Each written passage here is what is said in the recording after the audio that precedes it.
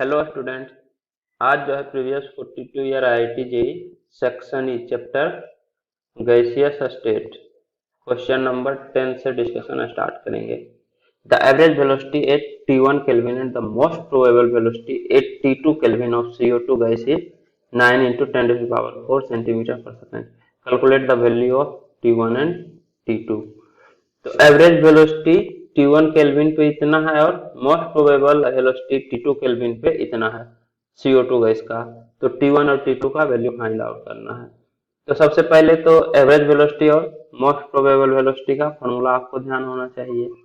तो UMPS इसका formula होता है under root 2RT upon M और एवरेज वेलोसिटी होता है U average equal to under root 8RT upon pi M। तो अब जो है या तो सबको सीजीएस यूनिट में कन्वर्ट कीजिए, आपका जो मोलिकुलर मास रहेगा ये जो वेलोसिटी है, या फिर सबको एसआई यूनिट में। तो हम एसआई यूनिट में कन्वर्ट कर देते हैं। तो वेलोसिटी है 9 into 10 to the power 4 centimetre पर सेकेंड। तो इसको मीटर पर सेकेंड में कन्वर्ट करने के लिए क्या करना होगा, 100 से डिवाइड करना होगा। 9 into 10 to the power 4 upon 100 इतना मीटर पर सेकेंड होगा, मतलब 900 मीटर पर सेकेंड।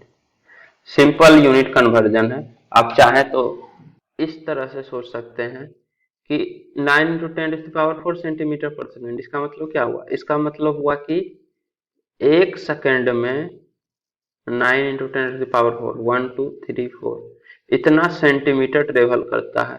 मतलब एक सेकेंड में इतना अपॉन 100 इतना मीटर ट्रेवल करता है। तो एक सेकेंड में 900 मीटर ट्रेवल करता है, मतलब 900 मीटर पर सेकेंड ट्रेवल करता है। प्रति सेकेंड 900 मीटर डिस्टेंस ये ट्रेवल करता है, यही तो वेलोसिटी होगा 900 मीटर पर सेकेंड। तो ये ऐसा यूनिट में कन्वर्ट हो गया। अब T1 टेम्परेचर पे most probable speed sorry average speed इतना है। तो एवरेज स्पीड का फॉर्मूला होता है 8RT upon pi M। Temperature है T1 तो 8RT1 upon pi into M। CO2 का मोलिकुलर मास है 44 ग्राम।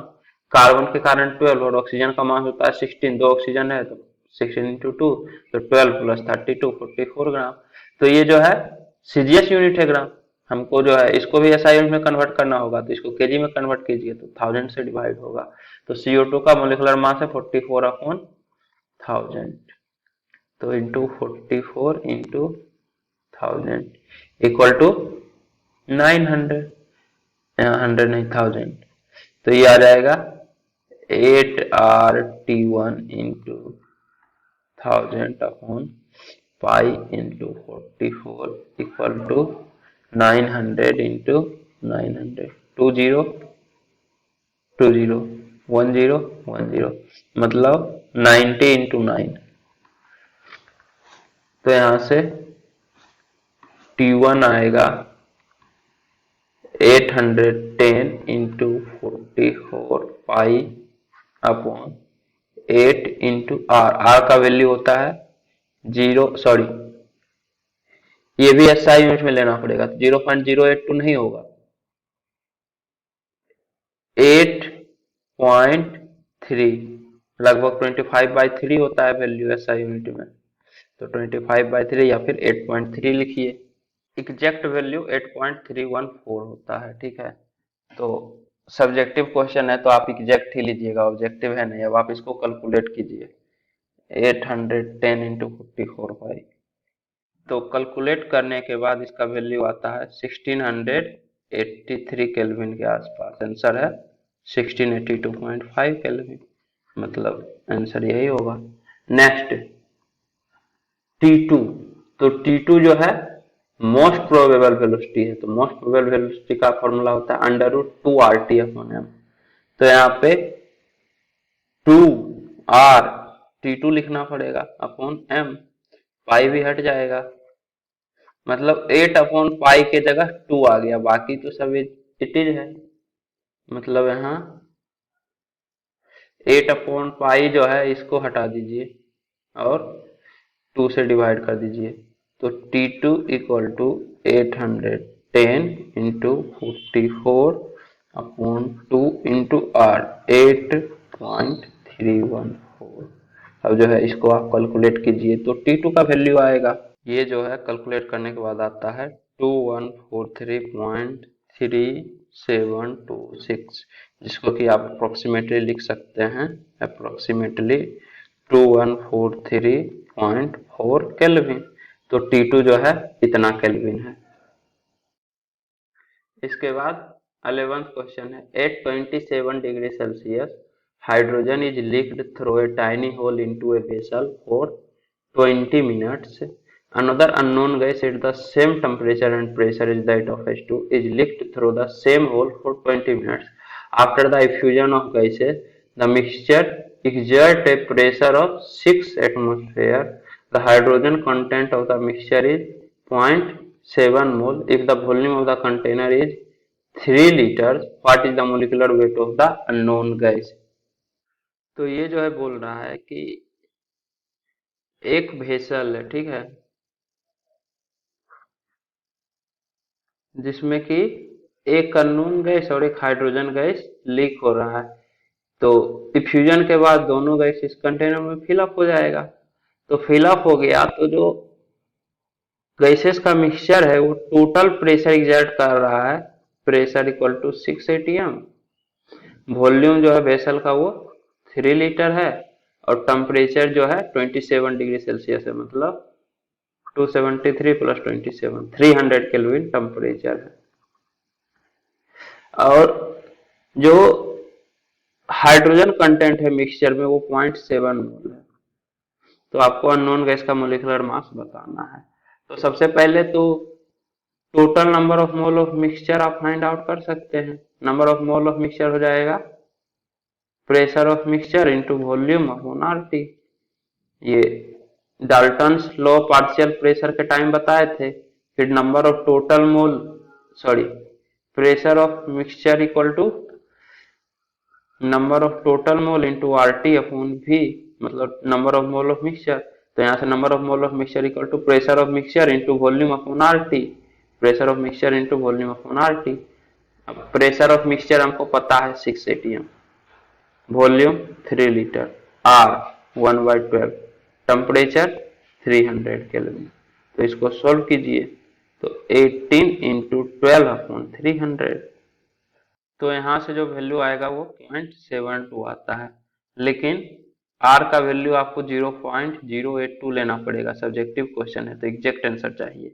तो 0.082 जब लिखिएगा तो इसका वैल्यू आता है 0.7308। तो टोटल मोल इतना है, जिसमें से 0.7 मोल जो है हाइड्रोजन गैस का है। तो number of mole of unknown gas हो जाएगा 0.7308 माइनस 0.7, तो ये जो है 0.0308। ये number of mole of unknown gas है और number of mole of hydrogen gas है 0.7 मोल। तो अब जो है रेट ऑफ डिफ्यूजन का फॉर्मूला पता है। रेट ऑफ डिफ्यूजन होता है dn out upon dt। dn out मतलब टोटल कितना नंबर ऑफ मोल आउट हुआ है, यहाँ पे इस वेसल के अंदर गया तो कितना नंबर ऑफ मोल इस वेसल के अंदर आया है, dn इन। तो चेंज इन मोल कितना होगा, तो हाइड्रोजन के लिए तो 0.7 मोल होगा। इनिशियली इम्पटी कंटेनर था, बाद में 0.7 मोल आया, तो rate of diffusion of H2 हो जाएगा 0.7 अपॉन dt। अब ये 20 मिनट में हुआ है तो अपॉन 20 रखिएगा। और rate of diffusion of unknown gas हो जाएगा कितना मोल आया है, चेंज इन मोल पहले से 0 था, बाद में 0.0308 हुआ, तो कितना मोल अंदर गया है, तो 20 मिनट में इतना मोल वेसल के अंदर आया है, तो 0.0308 upon 20। Rate of diffusion of H2 upon rate of diffusion of unknown gas, दोनों का रेशियो निकाल लीजिए। तो rate of diffusion of H2 upon rate of diffusion of unknown gas हो जाएगा 0.7 अपॉन 0.0308, क्योंकि 20 से 20 कैंसिल आउट हो जाएगा। और अगर सेम टेम्परेचर प्रेशर कंडीशन वगैरह रहता है तो रेट ऑफ डिफ्यूजन जो है इसका ratio under root molecular mass of unknown gas upon molecular mass of H2 के इक्वल होगा। कहने का मतलब ये rate of diffusion of H2 upon rate of diffusion of unknown gas equal to under root molecular mass of unknown gas upon molecular mass of H2। ये तो होता ही है, मतलब ये और ये इक्वल होगा। तो यहाँ से molecular mass of unknown gas upon molecular mass of H2 equal to हो जाएगा 0.7 अपॉन 0.0308 का स्क्वायर। इसका जब वैल्यू निकालिएगा तो ये आता है 22.727272 इस तरह से। तो इसका स्क्वायर, तो molecular mass of unknown gas हो जाएगा 22.7272 into 22.7272 into molecular mass of H2, और मोलिकुलर मास ऑफ H2 होता है 2 ग्राम, तो इंटू 2। तो ये जो है लगभग 516 पॉइंट समथिंग आता है, और इंटू 2 कीजिएगा तो ये 1033 ग्राम हो जाएगा। तो molecular mass of unknown gas आएगा 1033 ग्राम। तो इस तरह से आप अननोन गैस का मोलिकुलर वेट फाइंड आउट कर सकते हैं। इसके बाद 12th क्वेश्चन है, at room temperature the following reaction proceeds nearly to completion. तो रूम टेम्परेचर पे ये जो रिएक्शन है ये लगभग कंप्लीट हो जाता है, मतलब 100% रिएक्शन कंप्लीट होता है, ये क्वेश्चन में दिया हुआ है। The dimer N2O4 solidifies at 262 Kelvin, और जो ये डाइमर N2O4 है ये 262 केल्विन पे सोलिडिफाई मतलब सोलिड फॉर्म में रहता है। A 250 ml flask and a 100 ml flask are separated by a stopcock. At 300 Kelvin, the nitric oxide in the larger flask exerts a pressure of 1.053 atm and the smaller one contains oxygen at 0.789 atm. The gases are mixed by opening the stopcock, and after the end of the reaction, the flasks are cooled at 220 Kelvin. Neglecting the vapor pressure of the dimer, find out the pressure and composition of the gas remaining at 220 Kelvin. Assume the gases to behave ideally. तो बोल रहा है कि आपके पास दो flask है, कहने का मतलब दो वेसल है, स्टॉपकोक होगा लगा हुआ, एक जो है 250 ml का फ्लास्क है और एक 100 ml का फ्लास्क है, और दोनों स्टॉपकोक से सेपरेटेड है। तो 300 केल्विन पे नाइट्रिक ऑक्साइड NO जो है वो लार्जर फ्लास्क में है, और ये 1.053 केल्विन इतना एटीएम प्रेशर एग्जर्ट कर रहा है, और स्मॉलर वन में ऑक्सीजन O2 गैस, और ये 0.789 एटीएम प्रेशर एग्जर्ट कर रहा है। तो आप number of mole of NO and number of mole of O2 find out कर सकते हैं। ये हो जाएगा number of mole of NO होगा PV/RT, प्रेशर है 1.053, वॉल्यूम है 250 ml, जिसको कि आप 1/4 लीटर लिख सकते हैं, अपॉन R जो है 1/12, लेकिन सब्जेक्टिव है तो 0.082 लेना पड़ेगा, इंटू टेम्परेचर 300 केल्विन है। तो इसको कैलकुलेट करने के बाद number of mole of nitric oxide आ जाएगा। तो ये कितना आता है, सॉल्व कीजिए। इसका वैल्यू आता है 0.0107। तो number of mole of NO find out हो गया। Similarly number of mole of O2 आएगा, ये होगा pressure 0.789 ATM into volume 100 ml, तो 100/1000 मतलब 1/10 litre, divided by R 0.082 into temperature 300। इसको भी सॉल्व कीजिए, तो ये सॉल्व करने के बाद आता है 0.0032। तो दोनों का number of mole find out हो गया। अब जो है रिएक्शन देखिए, ट्वाइस NO प्लस O2 से ट्वाइस NO2, और ये ट्वाइस NO2 से N2O4 मतलब NO2 का डाइमर बन जाता है। अब आपके पास 0.0107 मोल NO का है, 0.0032 मोल ऑक्सीजन गैस है। तो देखिए दोनों 1:2 के रेशियो में नहीं है, मतलब जितना ऑक्सीजन चाहिए उसका दुगना नाइट्रिक एसिड नहीं है, उससे ज्यादा है। इसका डबल होता है 0.0064, इससे ज्यादा NO है, मतलब NO एक्सेस में है। होना चाहिए इतना, है आपके पास इतना, मतलब ये एक्सेस रिएजेंट है, मतलब O2 लिमिटिंग रिएजेंट है। तो प्रोडक्ट जो है लिमिटिंग रिएजेंट से ही डिसाइड होगा। इसके बाद क्वेश्चन के स्टार्टिंग में ही दिया हुआ था कि लगभग रिएक्शन जो है कंप्लीट हो जाता है, तो 100% रिएक्शन करवाना है, लेकिन लिमिटिंग रिएजेंट का कॉन्सेप्ट यहाँ पे लगेगा।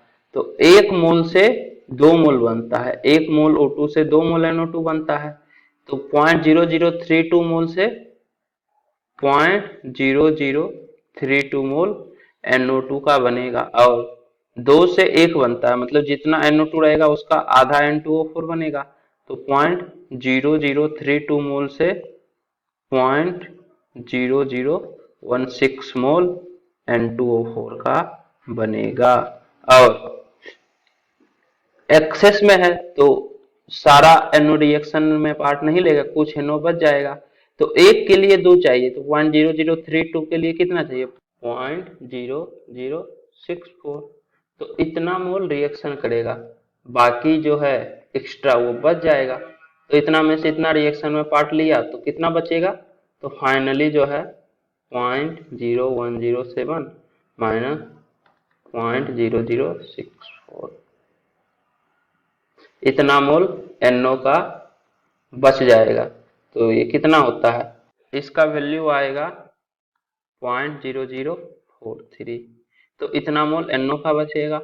O2 तो पूरा पूरा रिएक्शन कर लिया, NO2 बचा, ये जो है पूरा पूरा N2O4 में कन्वर्ट हो गया, तो इतना मोल NO का बना है, और सॉरी बचा है, और 0.0016 मोल N2O4 का बना है।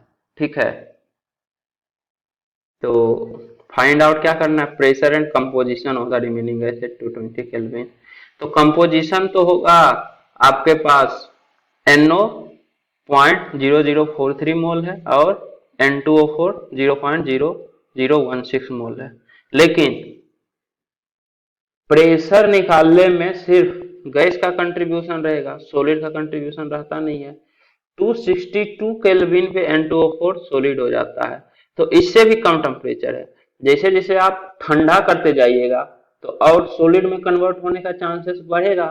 तो ये 262 पे ही जब सॉलिड है तो 220 और ज्यादा टेम्परेचर कम कर दिए तो पक्का ही N2O4 सॉलिड ही होगा, मतलब ये जो है सॉलिड है, गैस स्टेट में नहीं है। तो प्रेशर निकालने के लिए सिर्फ NO का यूज होगा, O2 है नहीं, क्योंकि O2 खत्म हो गया, NO2 भी खत्म हो गया, सिर्फ आपके पास NO और N2O4 है, उसमें से N2O4 सॉलिड स्टेट में है, तो आपके पास गैस है सिर्फ NO। तो प्रेशर कैसे निकलेगा, तो प्रेशर इक्वल टू होगा number of mole in sorry NRT upon V, PV equal to NRT।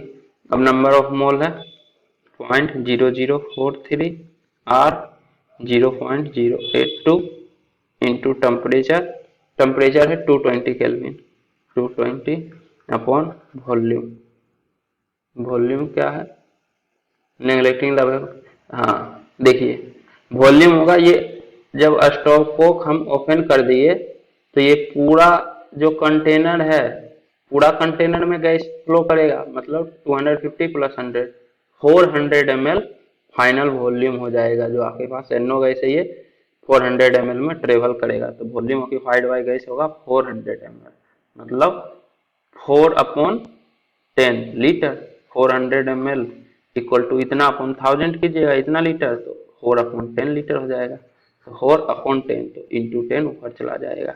नहीं गड़बड़ हो गया, यहाँ पे ये 400 ml नहीं होगा, 250 प्लस 100 है, 150 नहीं है, हमको लगा 150 है, तो ये 350 ही होगा। ठीक है, तो ये 400/1000 नहीं, 350/1000 होगा। ठीक है, तो ये 35/100 हो जाएगा। 350/1000 तो 35/100। तो यहाँ से 35 और इंटू में 100 करना पड़ेगा। अब जो है इसको कैलकुलेट कीजिए, 0.0043 इंटू 0.082 इंटू 220 इंटू 100/35। तो इसका वैल्यू आता है 0.221 एटीएम। तो प्रेशर होगा 0.221 एटीएम और कंपोजिशन होगा NO गैस है, number of mole of NO है 0.0043 और number of mole of N2O4 है 0.0016 मोल। अब जो है अगले लेक्चर में क्वेश्चन नंबर 13 से डिस्कशन स्टार्ट करेंगे।